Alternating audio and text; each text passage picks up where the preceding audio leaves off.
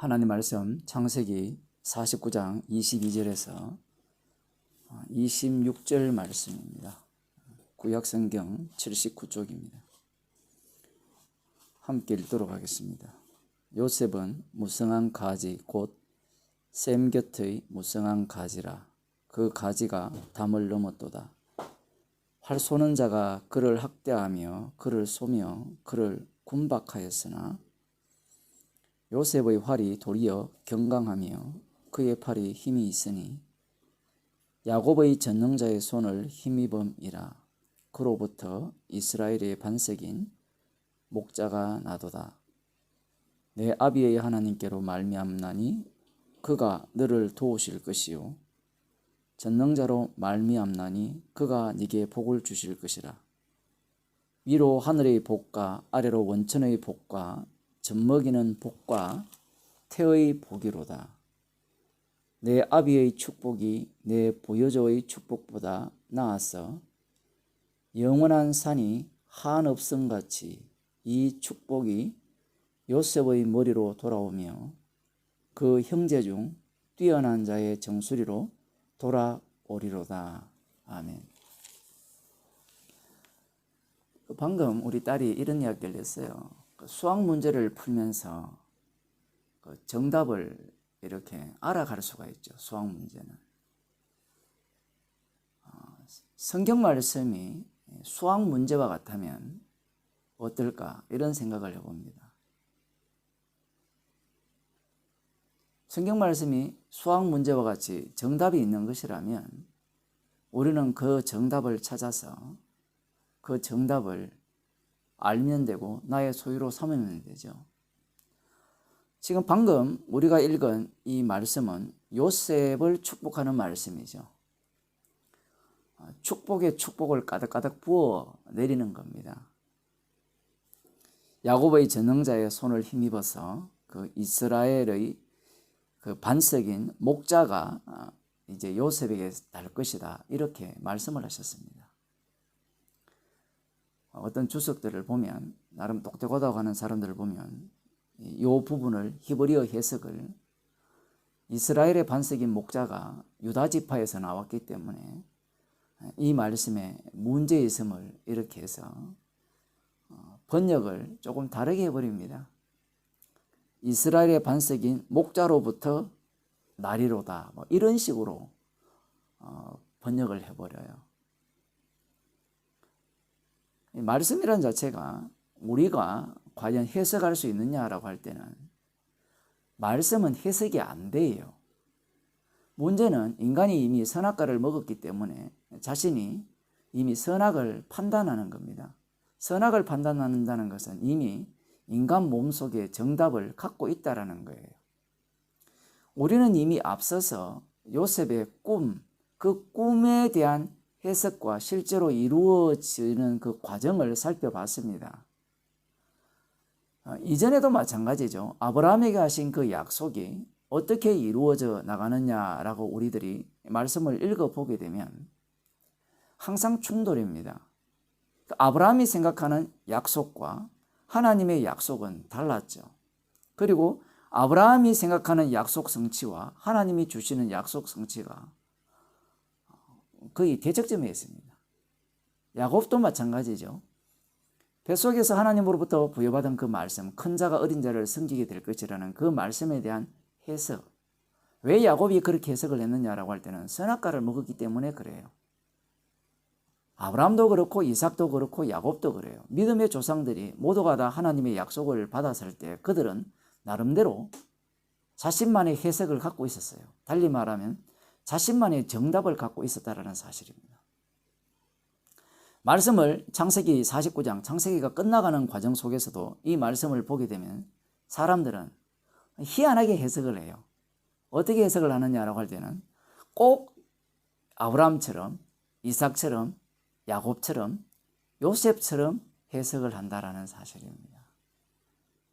무슨 이야기인가 하면 자기가 이 말씀을 읽게 되면 이 말씀은 이렇게 될 것이라는, 장차 이루어질 것이라는 하나님의 말씀이기 때문에 이런 식으로 이루어질 것을 기대하고 있는 거예요. 기대한다라고 했을 때는 이미 그 기대하는 그 바 속에는 자신이 정답을 이미 만들어 놓았다는 사실입니다. 막상 이 요셉에게 한 이 축복의 내용들대로 이 성경에서 이루어지느냐라고 할 때는 이루어진 것 같다가도 안 이루어지죠. 사사기에서 우리가 살펴보았지만 그 사사기 전에 요수아를 보게 되면 요수아가 어느 지파인가 하면 이 요셉 지파예요. 에브라임 지파입니다. 그가 이제 모세의 시종으로서 이 이후에는 그 이스라엘 백성들을 이끌고 약속의 땅에 들어가게 되잖아요. 여호와의 전쟁에 앞장서서 마치 목자처럼 행세를 하는 모습을 보이게 되고, 그 민수기 14장에 보게 되면 이 여호수아와 갈렙만이 저들은 우리의 밥이다라고 하면서 이미 저들을 보호하는 신은 그들을 떠났고 여호와 하나님께서 우리와 함께 하시기 때문에 이 땅은 하나님께서 우리에게 주셨다, 이렇게 믿음의 모습을 보여주는 겁니다. 그 모습을 이렇게 잘라서 보게 되면 여기에서 말하는 이 축복받은 자의 모습을 제대로 보여준다라고 볼 수 있고, 이스라엘의 반석인 목자의 그 기능을 제대로 보여주고 있다라고 생각할 수 있는 거예요. 그런데 열왕기상 11장으로 가게 되면 우리들이 너무나도 잘 아는 이름이 등장합니다. 그 북이스라엘의 첫 번째 왕의 이름이 여로보암 왕이죠. 그 왕이 어느 족속이냐라고 하면 에브라임 족속이에요. 이 사람 같은 경우에는 이 솔로몬에게 잘 보였습니다. 굉장히 뛰어난 장수고요. 그리고 굉장히 부지런한 사람이었어요. 그래서 솔로몬 왕이 이 여로보암에게 그 요셉 족속의 역사를 맡겼습니다. 그 요셉 족속을 대표하는 자로 그들을 리드했다고 볼 수 있는데, 그런데 어떤 일이 발생하는가? 이 사람이 예루살렘에서 나왔을 때 선지자 아히야가 이 사람을 만나게 됩니다. 만나서 자신의 겉옷을, 새 옷이거든요. 그 새 옷을 벗어서 12쪼가리를 냅니다. 가위가 있었는지 모르겠지만 얼마나 힘이 좋은지 옷이 결이 나서 짝짝 잘 찢어지는지 모르겠지만 12쪼가리를 내어서, 조각을 내어서 찢어서 이 여로보암에게 10조각을 취하라, 그렇게 말을 합니다. 그래서 10조각을 취했어요. 그리고 하는 말이 여호와 하나님께서 이 솔로몬의 나라를 쪼개어서 10족속을 너희에게 줄 것이다 라고 말씀을 하는 겁니다. 왜냐하면 이 솔로몬 왕이 금오스 신을 섬기고 이사다롯을 섬기고 우상 숭배를 했기 때문에 하나님께서 이스라엘 나라를 찢어서 10족속을 여로보암에게 주겠다고 합니다. 그러면서 하는 말씀이 말씀대로 지키고 순종한다면 하나님께서 그 나라를 이렇게 영원토록 견고케 하시겠다, 이런 약속도 하는 거예요. 이 일을 듣게 된 솔로몬 왕이 가만히 있지 않죠. 솔로몬 왕이 마치 사울 왕처럼 악신 들린 사람처럼 하나님의 선지자들을 통하여서 찢어서 10족속을 주겠다고 한 그 여로보암을 죽이려고 합니다. 그래서 여로보암이 애국으로 도망가요. 도망갔다가 이제 솔로몬 왕이 죽게 되니까 이제 이스라엘 사람들이 여로보암을 불러올립니다. 왜 불러올리느냐라고 할 때는 솔로몬 왕이 자신들을 너무 힘들게 했다는 거예요. 세금을 너무 많이 빼먹었다는 겁니다. 지금도 한국 사람들이 그 문재인 정부가 세금 많이 걷어간다고 난리잖아요. 그 솔로몬 왕의 그 영광스러운 나라를 위해서 얼마나 많은 세금을 걷어들였을까요?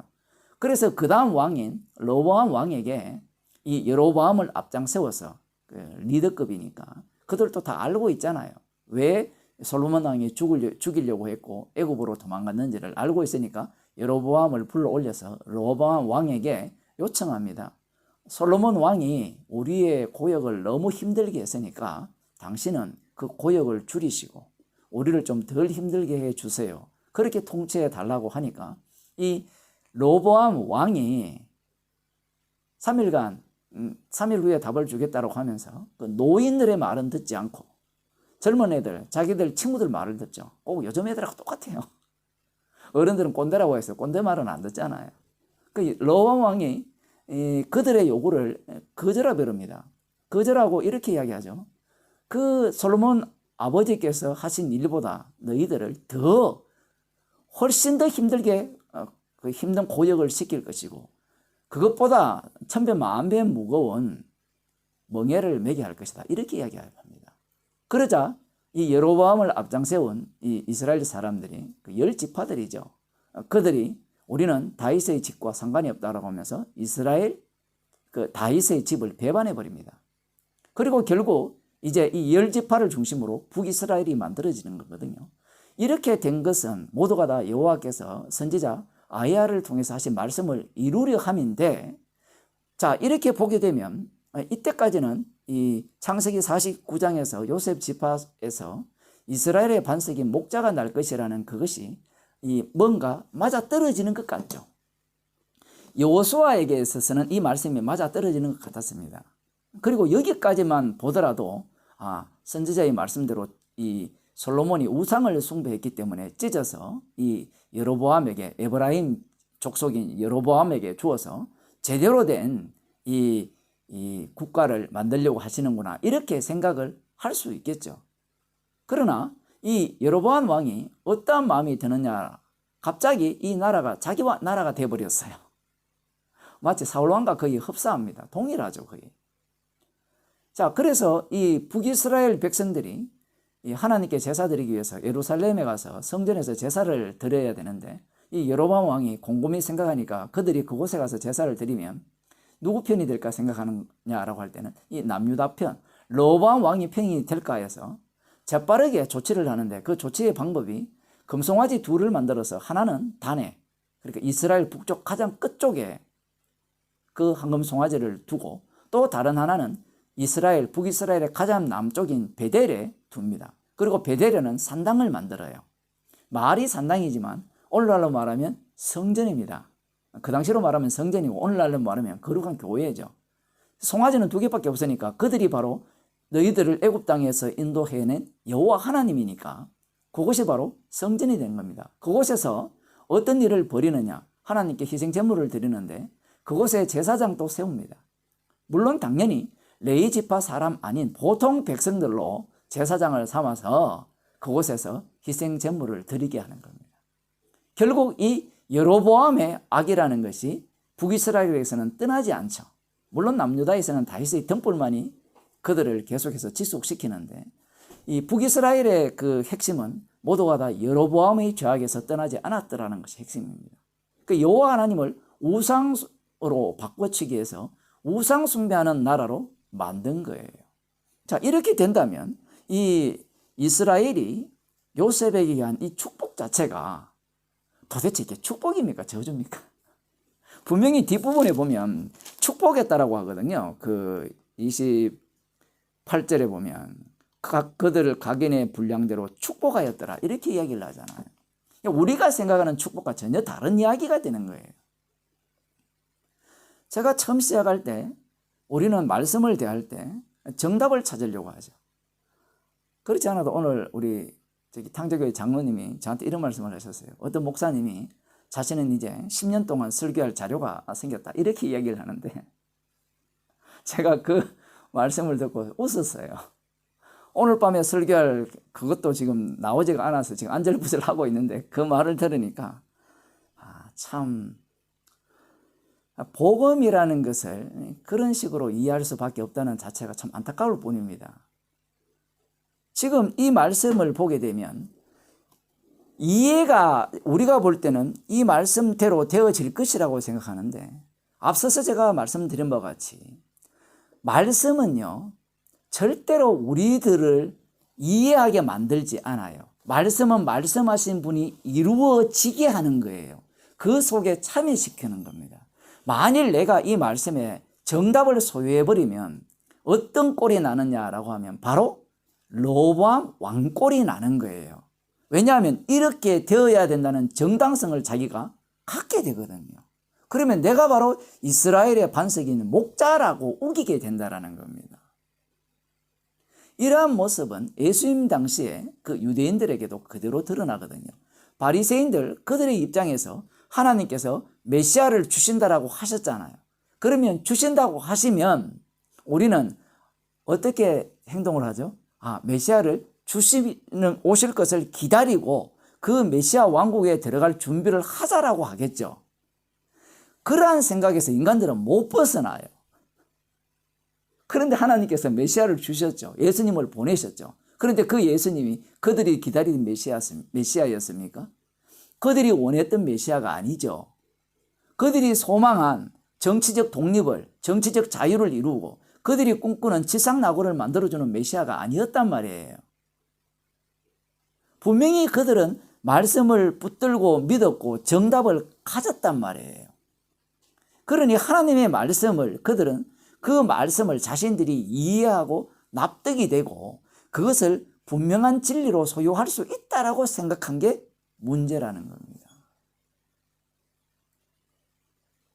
이 야곱의 말대로 놀라운 것은 이 이스라엘을 다스리는 반석, 그 모습이 어떠해야 함을 여호수아를 통해서 여로보암 왕을 통해서 보여주는 거예요.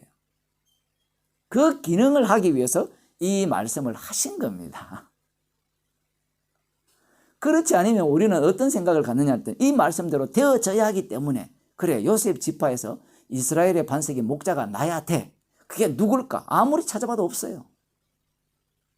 유다 지파에서 나잖아요. 그런데 유다 지파에서 나지만 그 유다 지파를 할 때 제가 말씀 드렸던 바와 같이 유다 지파도 날려버리죠. 예수님은 처녀가 잉태하여 태어난 하나님의 아들입니다. 예수님이 참 목자가 되시죠. 이스라엘의 반석이 됩니다. 그 반석, 이스라엘의 반석인 목자의 모습은 요한복음 10장에서 잘 나타났죠. 양들을 위하여 자기 목숨을 버리는 분입니다. 그럼 우리들은 나를 위해 목숨을 버린 분이 우리의 목자구나 이렇게 덤벼들 거 아니에요. 그러한 해석을 용납치 않습니다. 지금 그 해석이 다 엉터리이기 때문에 그러한 해석법으로 예수님을 메시아를 기다리는 자들이 예수님을 십자가에 못 박아 죽였거든요. 예수님의 말씀은 이런 의미죠. 양을 위하여 목숨을 버린다 했을 때는 자신이 십자가에 못 박혀 죽으심으로 말미암아 그 죽으심을 근거로 해서 양을 만들어내는 거예요. 자신의 양을. 그래서 그 양을 어떻게 다루느냐. 예수님이 양을 위해서 목숨을 버렸기 때문에 양을 고이 보호하여서 천국까지 인도할 것이다. 물론 그 말은 맞아요. 그런데 그 내막으로 들어가 보면 예수님이 죽으신 그 죽음의 길, 십자가의 길을 고스란히 걷게 버립니다. 그게 진짜 이스라엘의 반석인 목자의 능력이에요. 모습이에요. 그러니 말씀은 우리가 갖고 있는 이 악마성을 다 덜추어내면서 성령이 오시게 되면 이 악마성이 다 무너지게 되는 겁니다. 무너지면서 십자가의 완료성을 증거하는 정인으로 우리를 끌고 가는 거예요. 아까 그 얘기를 조금 더 하면 우리는 하나님의 말씀을 소유할 수도 없고 해석할 수도 없어요. 내가 이걸 이해하고 알아버리면 내가 주인공으로 바꿔치기 되기 때문에 그래요. 그래서 주님께서 약속인 성령을 우리 가운데 보내주셔서 날마다 우리를 십자가 사건 속에 살게 하는 겁니다. 이 사건 속에 사는 자를 주님은 안개와 같은 인생이라 하고 오늘 피었다지는 덜풀과 같다라고 말씀을 하시는 거예요. 그러나 인간들은 자신이 덜풀이 된다거나 안개 같은 인생이 되기 싫어하죠. 그래서 아까 어떤 목사님 같은 경우에는 10년 동안 설교할 것이 나에게 주어졌다 했을 때 이건 덜풀의 모습입니까? 안개의 모습이 아니거든요. 왜 그러한 생각을 하게 되느냐 라고 할 때는 주님께서 친히 지금도 일하고 계심을 모르기 때문에 그래요. 기도하시겠습니다. 하나님 아버지, 말씀하신 분이 친히 말씀을 이루어내시고 그 속에서 악마성을 낱낱이 드러내시면서 십자가 지신 분만이 그 말씀을 완성을 하시고 여전히 지금도 십자가의 능력으로 십자가 사건 속으로 우리들을 몰아넣으시면서 주님의 정인으로 삼고 계심을 말씀을 통하여서 보게 하심을 감사드립니다. 말씀을 아는 인생이 아니라 말씀을 통하여 정답을 소유한 인생이 아니라 성령에 이끌려 살아가는 주의 백성으로서 살게 하옵소서. 오늘 피었다지는 들풀처럼 사는 주의 백성이 되게 하옵소서. 예수님 이름으로 기도드리옵나이다.